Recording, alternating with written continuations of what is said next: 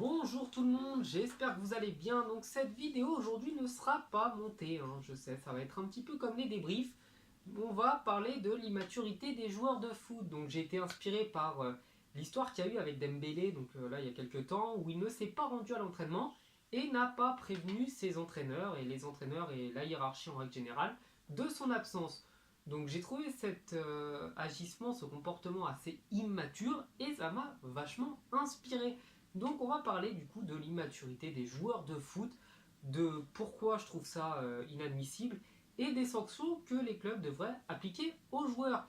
Donc Dembélé n'est pas le seul à avoir eu ce genre de comportement.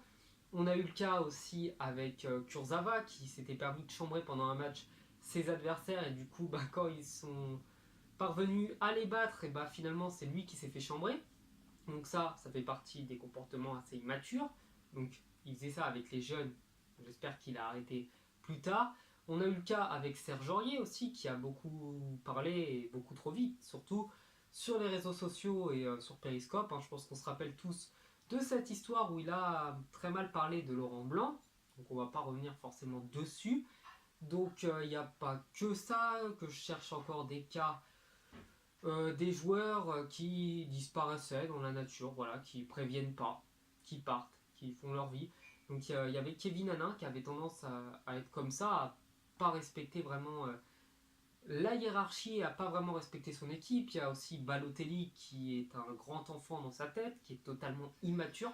Donc il y a tout un tas de joueurs en fait, voilà, je pense que dans chaque équipe vous en avez 2-3 qui sont totalement immatures, qui n'ont pas compris l'importance d'être joueur professionnel, la chance que c'est d'être joueur à haut niveau.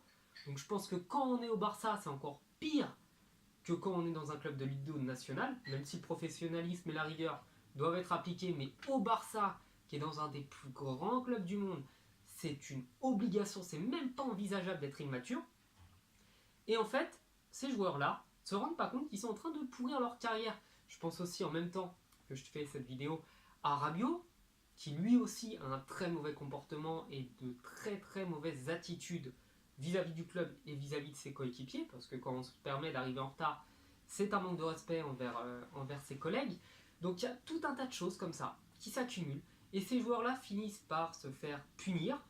Ça peut être des sanctions financières, parce que voilà, si vous parlez mal sur les réseaux sociaux, vous perdez votre prime d'éthique. Ça peut être des mises à l'écart. Aurier, ça avait été quasiment un mois. Rabiot, ça a été sur le week-end et puis même sur les autres jours.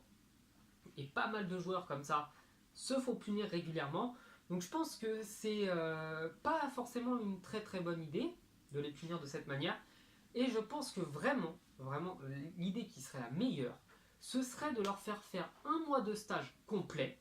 Complet, vraiment qui ne s'imagine pas pouvoir voir le groupe pro un mois complet à s'entraîner avec l'équipe réserve, ou mieux encore, avec les U15, donc avec des enfants, vraiment qui s'entraînent avec des enfants, pour qu'ils se rappellent des bases du respect de l'entraîneur, du respect des coéquipiers, du respect des entraînements, du respect de la hiérarchie, du respect du club, du blason, et bien entendu pour les matchs, qu'ils fassent les matchs avec la réserve, puisqu'ils ne peuvent pas jouer avec les enfants.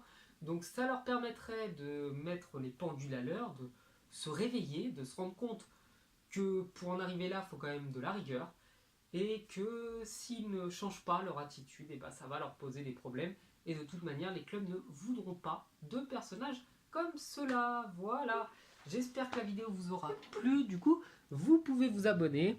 Je vous rassure, les débriefs continuent. Je vais être beaucoup plus énervé là ce soir si l'équipe de France se fait éliminer.